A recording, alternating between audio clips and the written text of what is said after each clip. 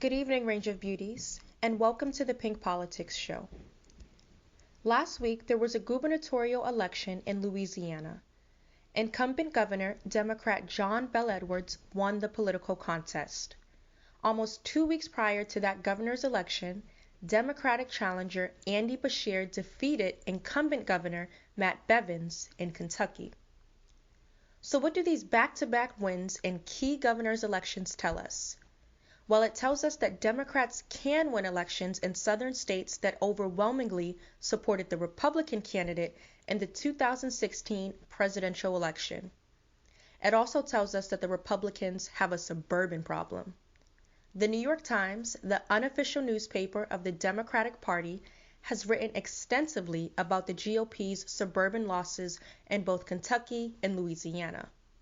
Suburban voters definitely played a role in those losses. But there is another factor at play here that's received far less attention: the vote from Black American women's community. Both Edwards and Beshear were very strong with voters from Black American women's community. According to exit polls, there was a surge in Black American voter turnout that helped Edwards.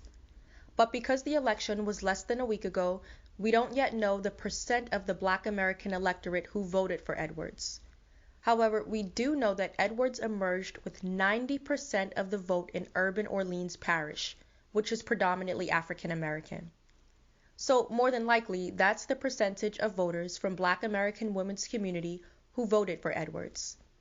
And again, all early vote data suggests that voters from Black American women's community helped to put Democrat John Bel Edwards over the top in the Louisiana election.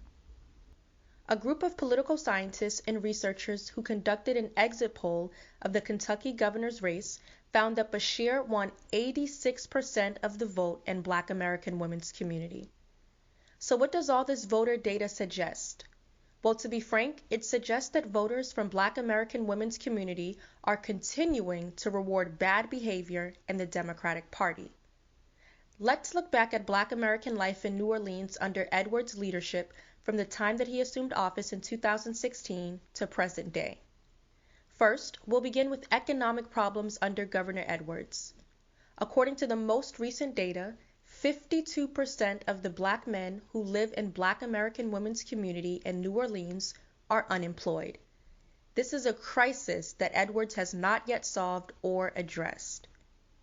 But jobs are not the only thing that Edwards has failed to deliver. Black business ownership in New Orleans is also abysmally low. This is because the city has a history of racial discrimination against Black American business owners. It's also because Louisiana politicians, such as John Bel Edwards, refuse to confront white racism every time, no matter how many white votes they may lose. Now, of course, there's many more ongoing challenges that Black residents of New Orleans face in the quality of their day-to-day lives in the Edwards era. But simply put, Black American life in New Orleans has not improved at all since Edwards' victory in 2016. Poverty, lack of health insurance coverage, poor teachers, and a host of other problems continue to plague Black American women's community in the city of New Orleans. But New Orleans is not the only Black majority city that Edwards has failed to fix. He's failed to fix problems created by centuries of white racism in other Black majority cities as well. Life for Black Americans in other parts of Louisiana are just as tough. According to Baton Rouge Business Report, more than half of Baton Rouge Black American households struggle to afford basic needs. Now, we previously mentioned the lack of business opportunities for Black Americans in New Orleans and how this is due to white racism both within and outside the government. In another case, also featuring a Black majority city, Shreveport to be exact, Black Americans are speaking out about the history of racial discrimination that is still limiting opportunities for Black American businesses in that city. Just like in New Orleans, Edwards, if you ask me, deliberately failed to address this issue during his first term. For all of these reasons, John Bel Edwards should not have been reelected. This was an opportunity to show him and his Democratic friends that ignoring the issues and concerns of voters in Black American women's community is a recipe for failure.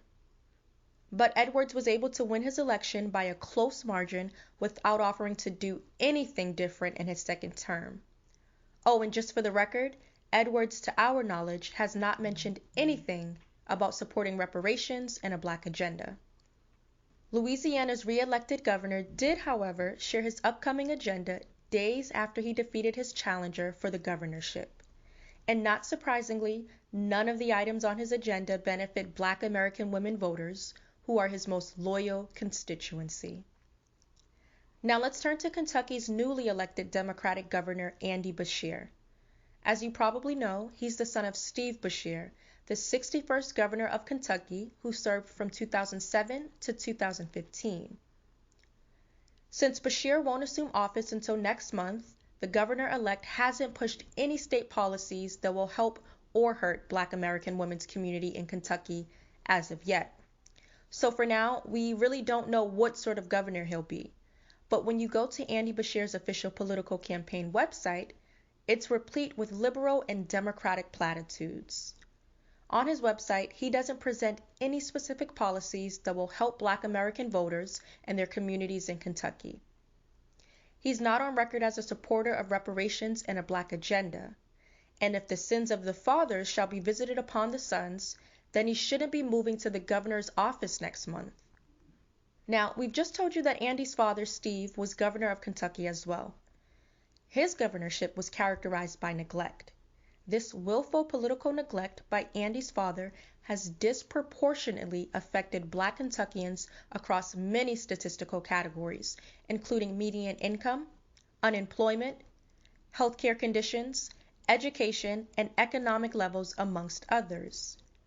According to a National Urban League report, the jobless rate for Black Louisville residents is 11%, which is more than double of that for their white oppressors at 5%. This report also revealed that Black educators were underrepresented in the faculty, staff, and administrative positions at Kentucky's top universities, the University of Louisville and the University of Kentucky. Black Kentuckians were not hired by then-Governor Steve Beshear either. And a study done in 2015, the older Beshear's last year in office, found that Black American professionals in the Bluegrass State made up a small percentage of key positions in the governor's administration while filling a high percentage in maintenance and service roles. And when we look at data from the 2013 Kentucky Minority Health Status Report, the findings are disheartening. Now, according to this report, in general, Black Kentuckians were more likely to have no health insurance coverage, and as a result, the report went on to show the significant disparities that exist among Black Kentuckians and their white oppressors in terms of health status. Beshear, who was 2 years into serving his second term as governor of Kentucky at that time, did nothing to solve the health care problem for Black Americans in the state. Now, melanistic ladies, especially those of you from Kentucky, it goes without saying that Steve Beshear was a do-nothing Democrat.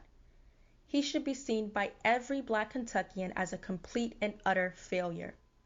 This horrible record of his, coupled with the fact that his son Andy was unable to bring policy specifics and proposals to the table on an issue like healthcare during his very own campaign for governor, should have made Black Kentuckians stay home on Election Day 3 weeks ago. But as the data shows, that wasn't the case in Kentucky or in Louisiana. Black voters from Black American women's community in both states voted overwhelmingly for Edwards and Beshear, despite the fact that neither Democrat discussed how their political plans would benefit Black American women's community in particular. Just ask an honest Democratic strategist, well, if you can find one, to point out a couple of classic examples of Black American women voters rewarding bad behavior, and I'm sure that strategists will talk about these two elections. Dear Black American women voters, please stop rewarding Democratic politicians' bad behavior. Now, I know that you're in the habit of rewarding Democratic candidates for ignoring you and helping others who don't have the same voter loyalty to them as you do, but now's the time to stop doing so for so many reasons. Rewarding Democrats with your vote who have proven time and again to be ineffective will also continue to boost Democrats' confidence and esteem. Now, I don't know if you know this, but your voting data from these two gubernatorial elections have Democrats feeling quite confident about 2020. Liberal writers and the Democratic-leaning mainstream media are feeling very confident. Many of them are saying that the Democratic Party shouldn't be particularly worried about voters from Black American women's community not backing Democratic candidates in 2020. And to be honest, when we look at recent American political history, those who believe that the Democrats can win in 2020 without presenting policies that will help Black American women and their communities may not be wrong after all. Now, if you can recall, Democrats did well in 2018 with Black American midterm voters. According to the Pew Research Center, voters from Black American women's community voted overwhelmingly for the Democratic candidate in the 2018 midterm elections. Favoring the Democratic candidate in their district catapulted the Democrats to a majority in the House of Representatives for the first time since 2010. And keep in mind that none of the 2018 Democratic House candidates brought policy specifics and proposals to the table on reparations and a Black agenda. So if we go back to the example of 2018 and combine it with what just happened in Kentucky and Louisiana, then it becomes clear to us that the Democrats can still win elections by not only ignoring your issues and concerns, but also by pushing policies that are not in our interests and that directly hurt us. So what do these two elections really tell us about 2020? Well, they tell us that Black American women voters are going to bail out the Democratic Party in 2020 by voting overwhelmingly for their underqualified candidates. Again, all we can say is you really should stop rewarding Democrats who do nothing for you with your vote. You shouldn't harden the alliance between you and Democratic candidates simply because a Republican is in power who the Democrats don't want due to policy differences. Don't let desperate Democrats and their fear-mongering get you to vote against your own best interest. These Democrats' policies are no better than the Republicans, and it's important to remember that the Democrats are the ones who support uncontrolled immigration. You must not forget that it is the Democrats who also want to reduce our community to invisibility and insignificance within the next few decades. And all I can say is we should not help them to accomplish this goal. Thank you for joining us. I'm Taylor Washington, and this is Pink Politics, where Black womanhood and politics converge.